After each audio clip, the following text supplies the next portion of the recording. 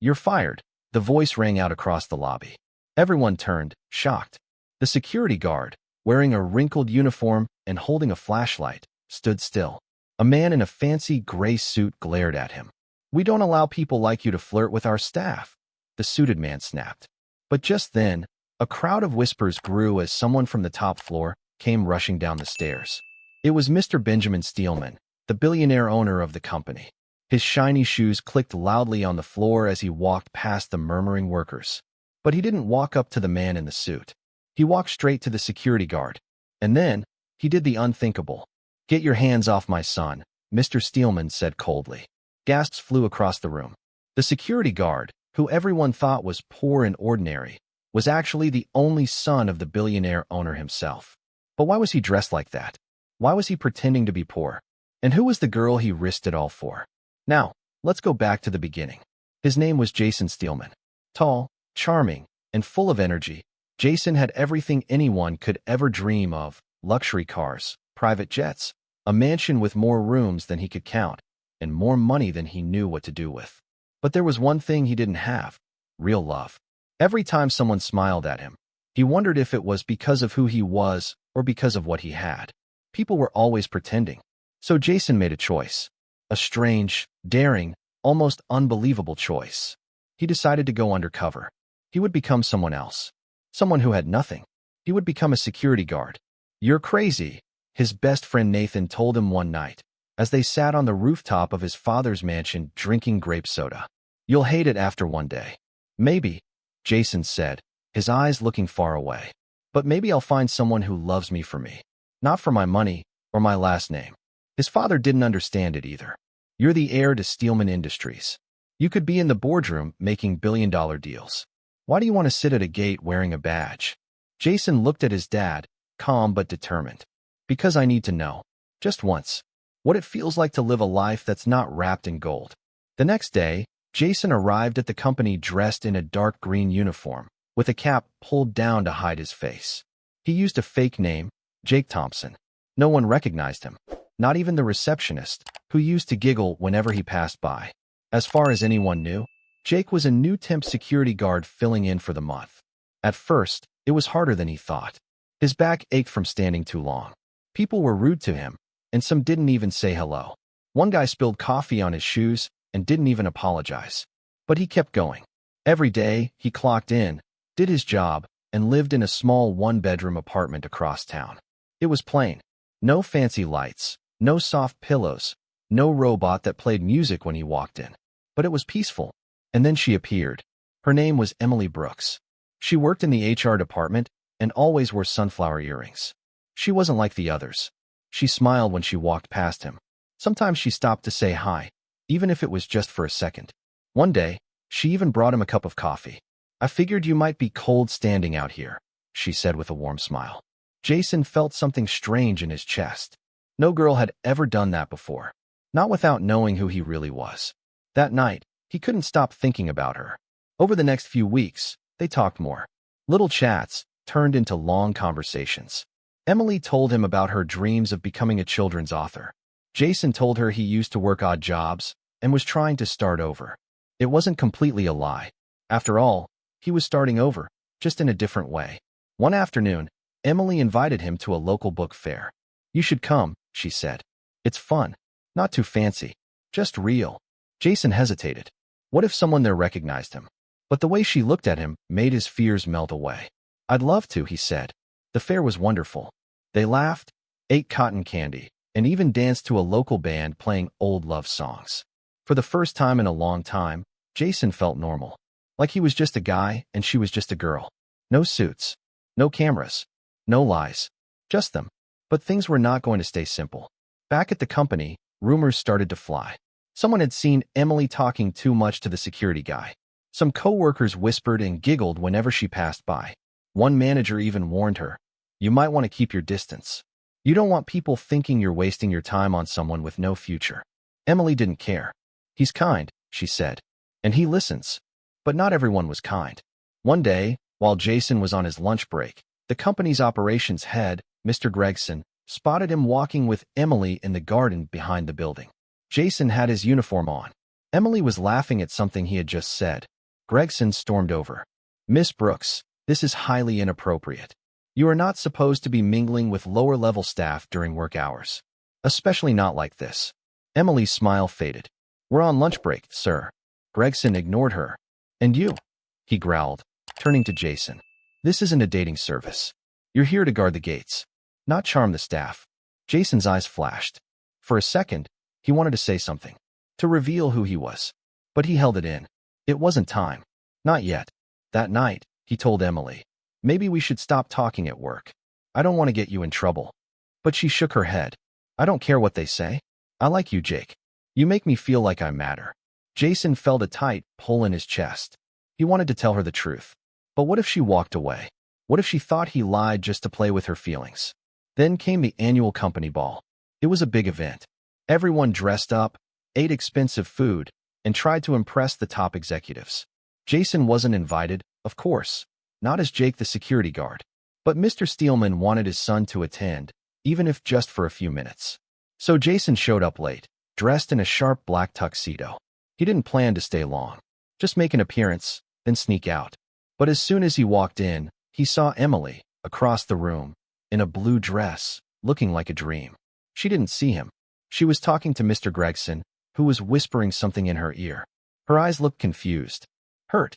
Jason was about to walk away when Gregson raised his voice, just loud enough for others to hear. You've been spending too much time with that guard. Do you really think someone like him can offer you anything? Emily looked down. He's more than you think. Gregson smirked. Oh yeah? Then where is he now? Hiding in the shadows. Jason stepped forward, his heart racing.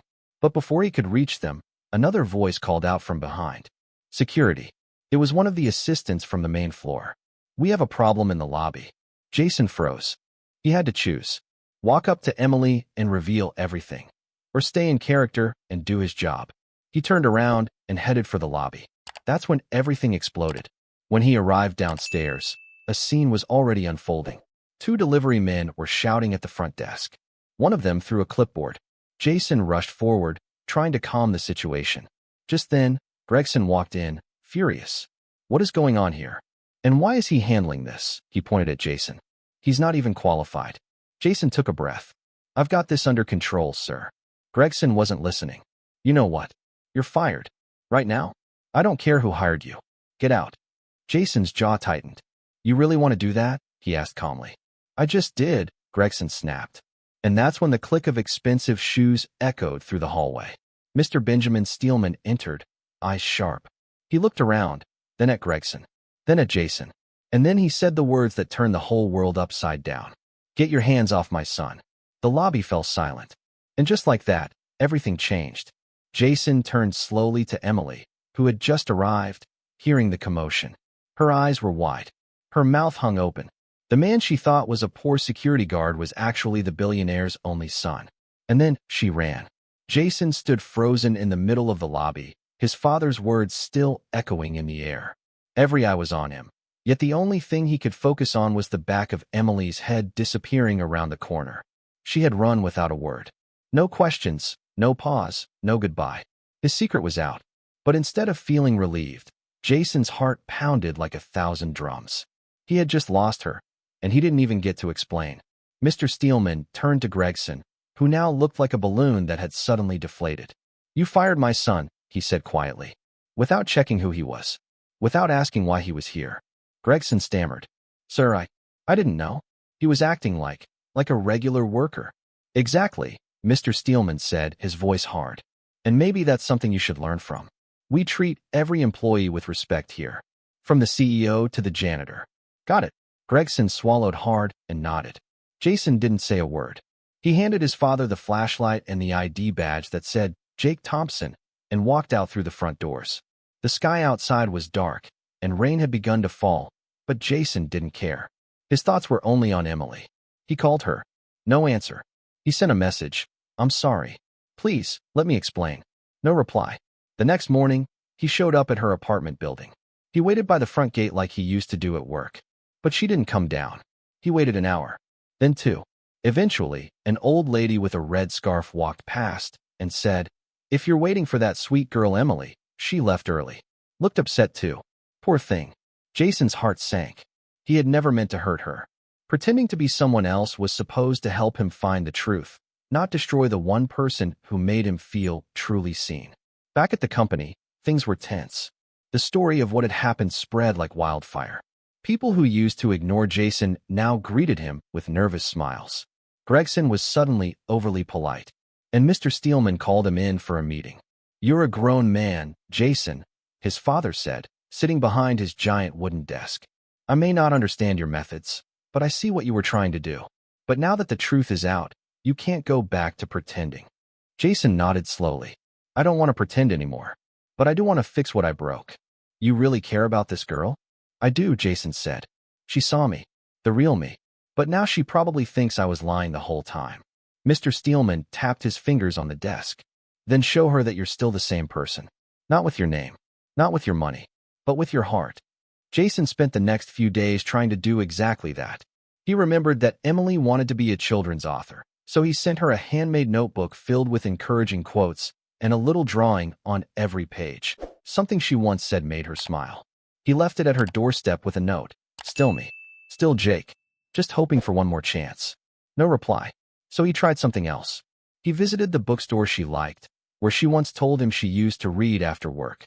He talked to the owner, Mr. Jenkins, a tall man with a silver beard. "Emily," Jenkins said. "Yeah, she's been coming in a lot less lately. But last week, she asked if I had any stories about people who pretended to be something they weren't."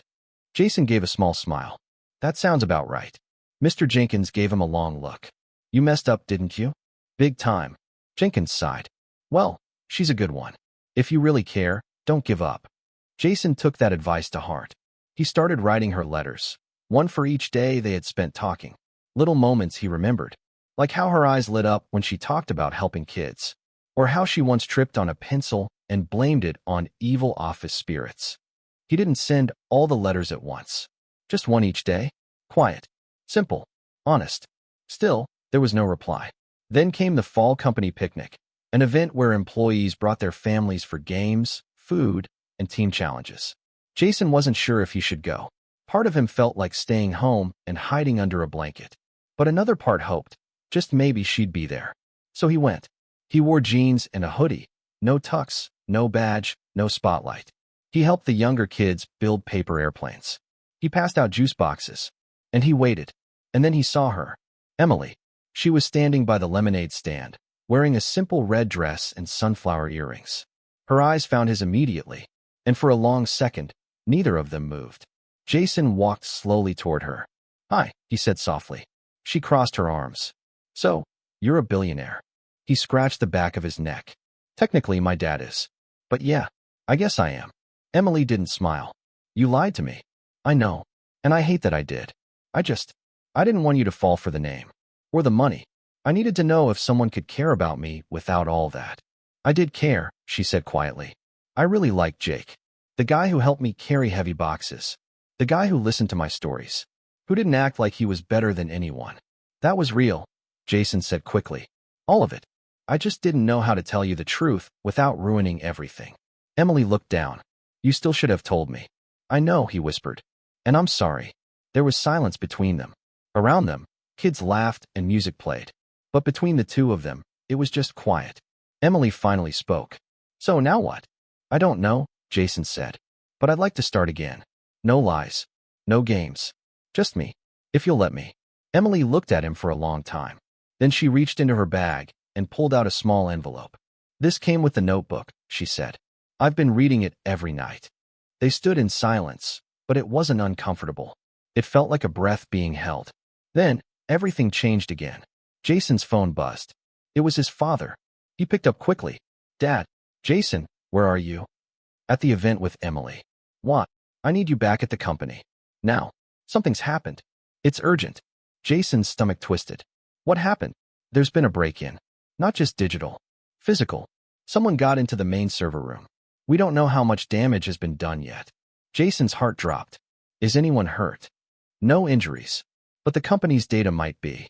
We need to lock this down." Emily overheard just enough to know something was wrong. Jason looked at her. "I have to go." She nodded. "Go. Just be careful." He ran to his car and drove faster than he ever had before. By the time he reached the Steelman headquarters, the building was surrounded by flashing lights and police tape. Inside, the security team was in full lockdown mode. Jason blinked. "You read it?" She nodded.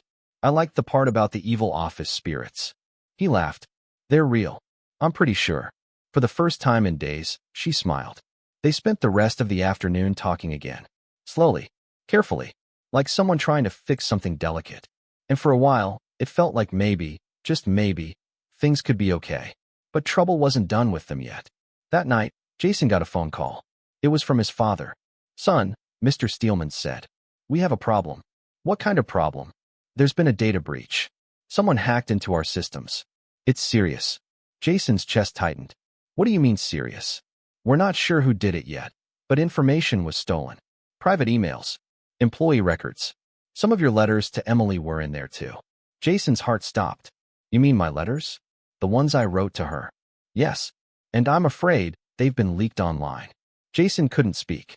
His hands went cold. "And there's more," his father added.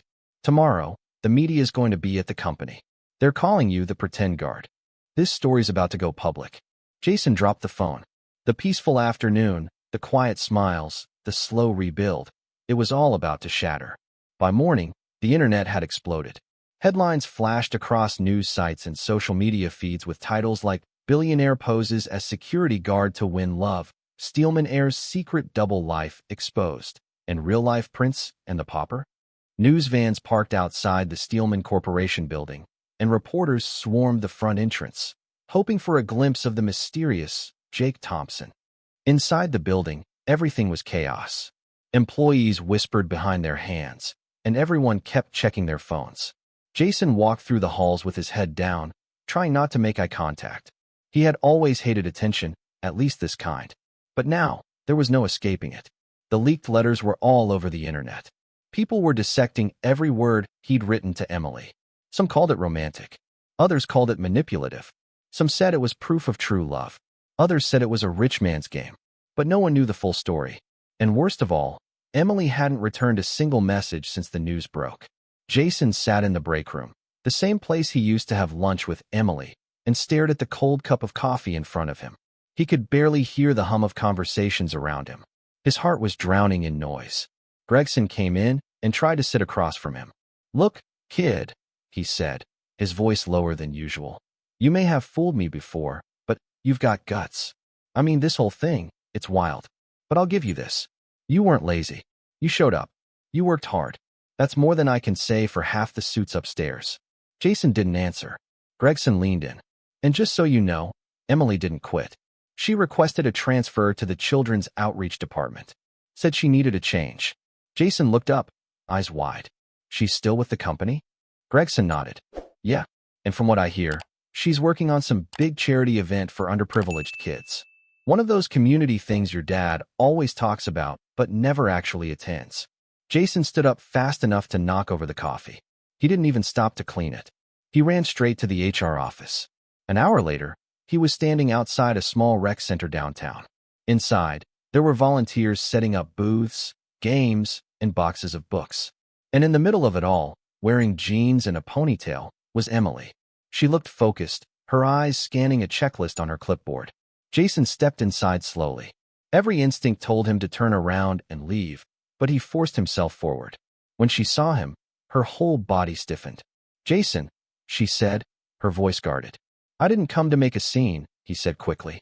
I needed to see you." Emily sighed. "I've had reporters knocking on my door, strangers sending me emails, some even quoting your letters back to me. Do you know how that feels? I didn't mean for this to happen." "I know you didn't," she said. "But that doesn't change the fact that it did." Jason nodded, swallowing hard. "I understand if you're mad. You have every right to be. But please, don't let the noise drown out what we had." Emily looked at him for a long time, her expression unreadable. "You're not the guy I thought you were." "I'm still Jake," he said quietly. "I still remember your favorite snack, how you always hum when you're concentrating, and how you once said fairy tales were just truth wrapped in magic. I still remember the sound of your laugh at 2 a.m. when I joked about the vending machine being haunted. None of that changed." Emily looked down at her clipboard. Her voice was softer now. "Then why does it feel so different?" "Because it's not just us anymore. Jason said.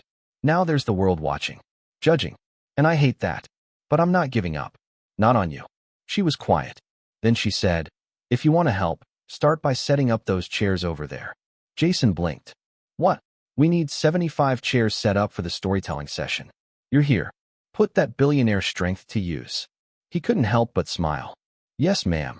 As the day went on, Jason worked harder than he ever had in a suit. He carried boxes, organized book donations, helped kids build a puppet stage, and even got flour in his hair during a cookie decorating station. Emily watched him carefully, never too close, but not too far either. By late afternoon, the event was buzzing with laughter and joy. Kids ran around with painted faces, parents chatted by the snack tables, and volunteers clapped when the local librarian read aloud a silly folktale about a frog that thought it was a prince. Jason and Emily ended up standing near the balloon archway, both watching the happy chaos around them. You were great today, she said quietly. So were you, Jason replied. These kids, they're lucky to have you. Emily nodded. It reminded me why I love this work. It's not about the money. It's about stories. Stories that make people feel something. He glanced at her. Like ours. Emily looked at him, her eyes softer now. Maybe. Jason ran inside and found his father standing near a shattered glass door, talking to two detectives. They bypassed our biometric system, Mr. Steelman said. Went straight for the mainframe. Whoever this was knew what they were doing. Jason looked around. Is the data gone? Not all. But what was taken, it includes sensitive contracts, personal files, and, he hesitated, more of your letters. Jason's face went pale. Why would they want those? We don't know, his father said. But Jason, this wasn't random. Someone is targeting you. And Emily, this is personal. Jason's heart raced. What do we do? Before Mr. Steelman could answer, one of the officers approached them with a tablet. We reviewed the footage, the officer said. And we have a suspect. Someone who had access to your systems recently. A former employee.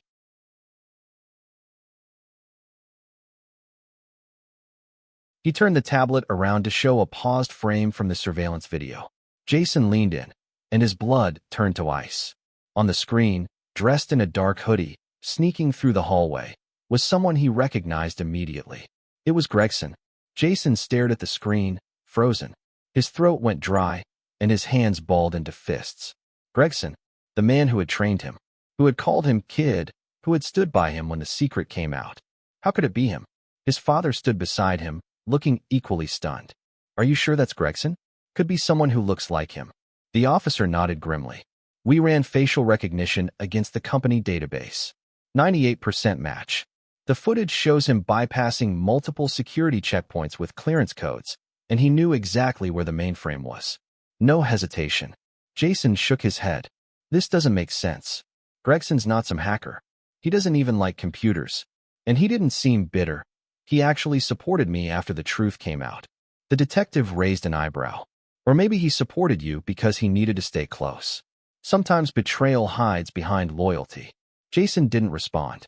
His chest felt tight, like the air had been sucked out of the room. Could he really have been that blind? Within an hour, the police had issued a warrant for Gregson's arrest. But by the time they reached his apartment, it was empty. The bed untouched. Clothes gone. His car missing. He had vanished. Jason sat in his office, the room still partly dark from the emergency power system. His father had gone into damage control mode, calling lawyers, IT teams, and public relations staff. Jason, though, couldn't stop thinking about the look on Gregson's face the last time they talked. It hadn't seemed fake. If anything, it had felt fatherly. Emily texted him. Are you okay? He stared at her message for a moment before replying. Not really. Gregson, the one who helped train me. He broke into the company. Stole sensitive files. Letters I wrote to you too. Police can't find him. Her reply came quickly. That doesn't make sense. He liked you. He liked us. Jason rubbed his forehead. He wasn't even sure what to believe anymore. Exactly, he whispered to himself. Over the next few days, the fallout worsened.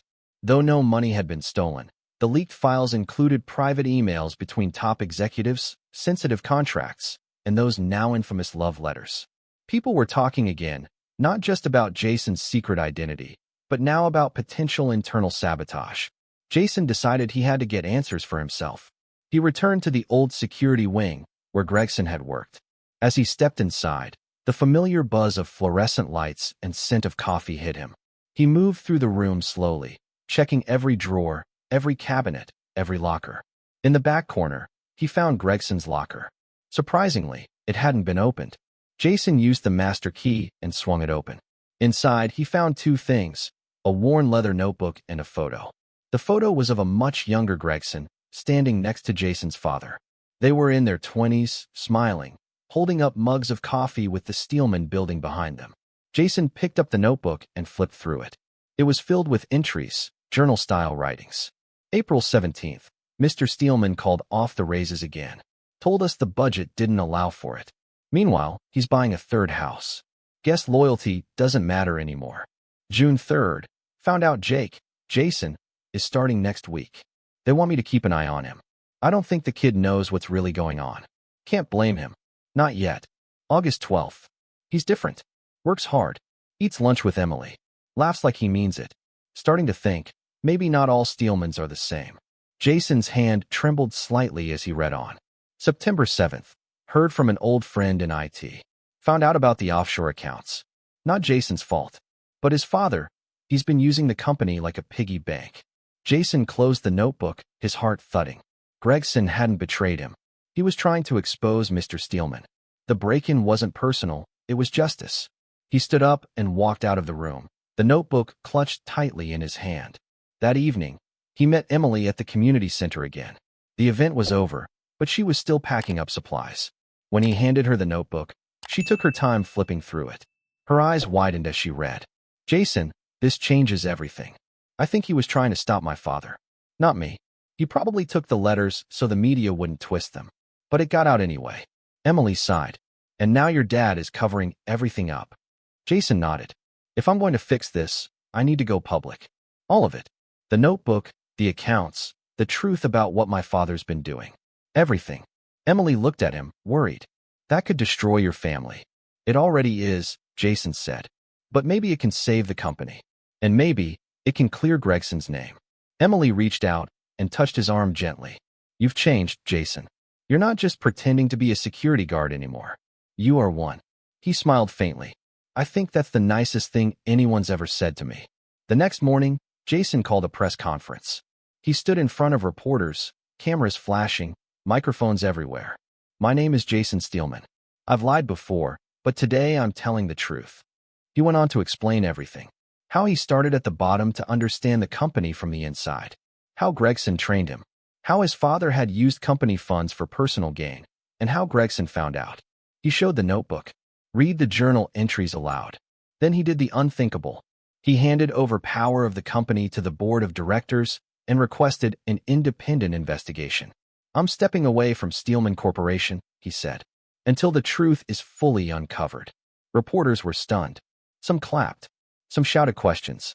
But Jason stepped down from the podium, walked past the cameras, and out into the cool afternoon. Emily was waiting across the street. You did it, she said. Not yet, Jason replied. There's one more thing I need to do. She tilted her head. What's that? Find Gregson. They didn't speak again. They just walked together, side by side, through the city.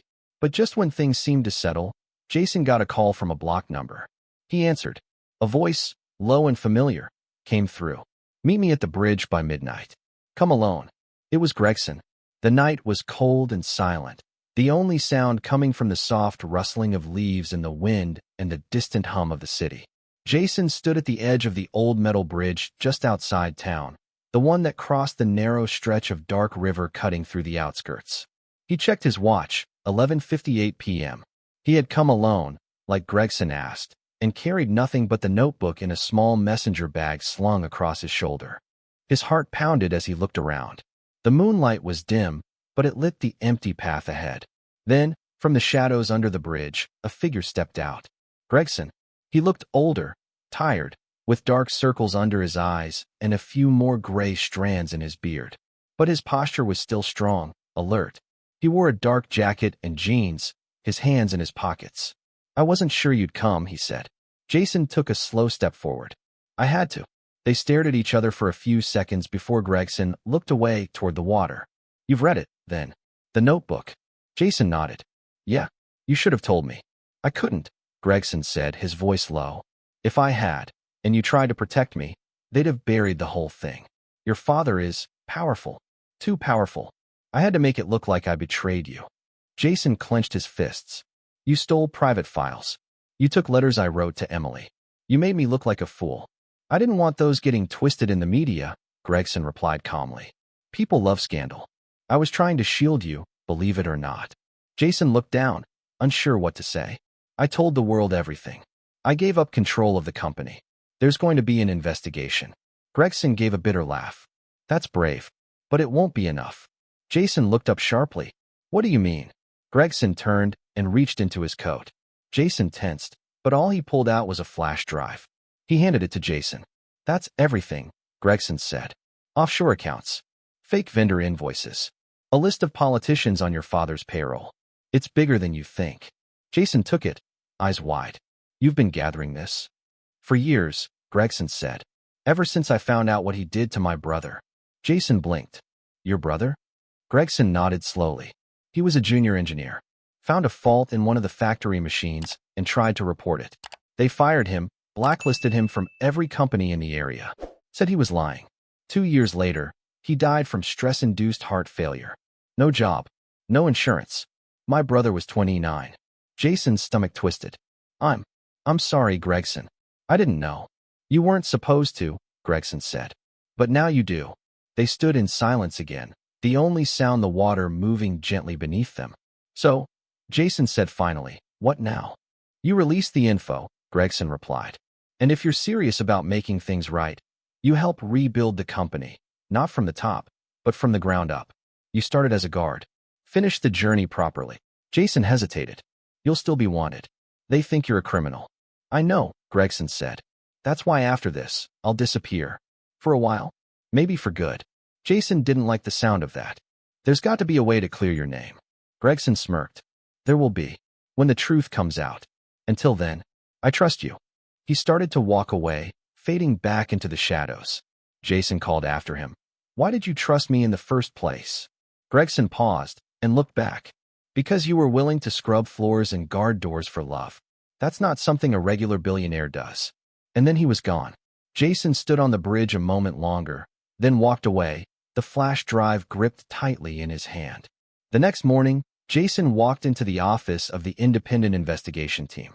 He handed over the flash drive without a word. Within days, headlines exploded across the country.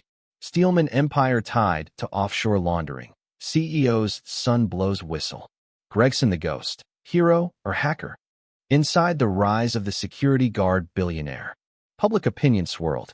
Half the country praised Jason for exposing corruption. The other half questioned how deep he'd really been involved. His father, once seen as a titan of industry, now faced criminal charges and heavy scrutiny. Jason tried to focus on rebuilding. He stepped away from corporate matters entirely and started volunteering at local centers with Emily. She had been his anchor through it all, still was. She had questions too, of course. About the future, about trust. But she stayed. One quiet evening, Jason and Emily walked through the newly reopened security floor at the company's headquarters. Now remodeled as a community hub, the area was filled with young interns, volunteers, and tech students. I want to start something new here, Jason said. A leadership program for kids who want to learn security, ethics, tech. Everything I learned, and more. Emily smiled. From security guard to mentor? From lost billionaire to someone who actually gives a damn, he said, grinning. And for a while, things were good. Until one morning, weeks later, Emily found a letter slipped under the door of their shared apartment. Jason opened it. It was from Gregson.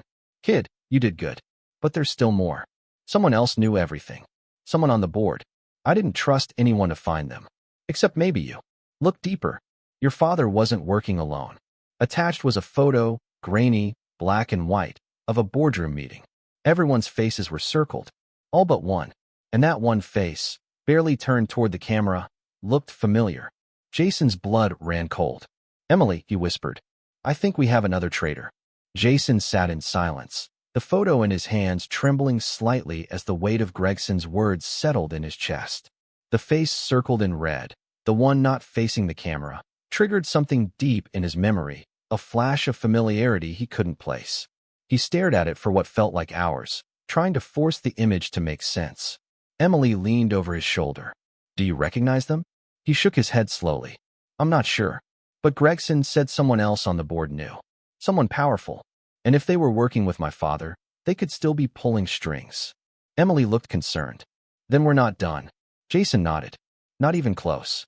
The next morning, he returned to Steelman Industries, not to the penthouse, but to the dusty, rarely used archive room in the basement. It was a place he hadn't stepped into since his internship days. Back then, he thought he'd only be here once. Now it felt like the only place left to dig for answers. He flipped through file boxes marked with dates and board meeting records. Names of executives, minutes from meetings, financial statements. He traced every detail, comparing names and faces from years ago. The deeper he went, the clearer the web of deception became. Contracts signed off by people who'd supposedly retired. Large sums funneled into development funds that had no corresponding projects. And then, buried in a folder from 7 years ago, a familiar signature. C.R. Hanley. Jason's hands froze.